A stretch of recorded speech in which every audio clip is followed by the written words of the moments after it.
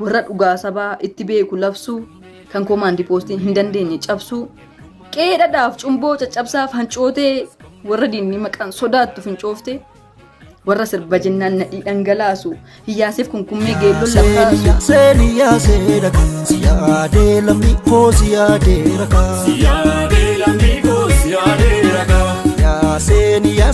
yaaseen ulee siyaadee lammii koo siyaadaan buleoo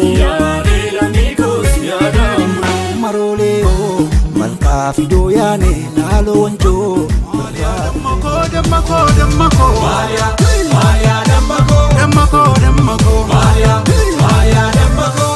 Bakareen deegee dabeekaa jabbii maalee qabu sagalee keekee dabeekaa nanchiisa maalee rafu mana keessan gajjalaanii fiteen dhufuuf galchame mana keessan nan argaamii figee dhufuuf jarjare damma koomoo damma koomoo damma koomoo yaamba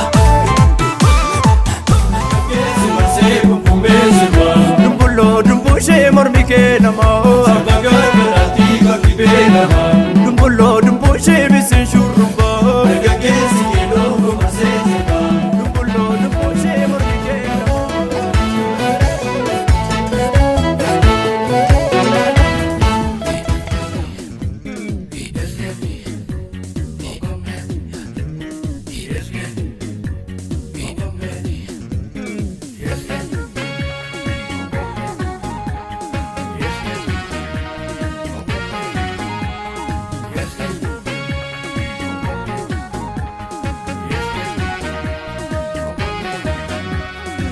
Kombe warra gimbi kagello warra saasika kagello warra saasika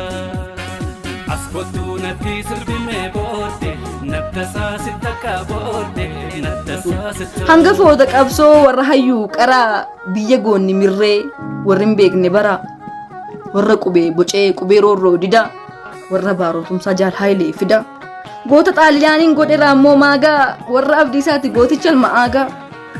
warri manna guutuu abbaaf ilmi goota warra abisheeti gooftaan afxanyoota warra abbaaf ilmaan qabsootti bobba'e warra lafee isaaniin biyyoo naga'e alagaan hammeessuuf yoo ololte ijaa wallaggi hundeedha hundee hiddaaf biyya tokkummaa oromoof kan oolan lallabaa garbummaa qolachuuf kan oolan dadhabaa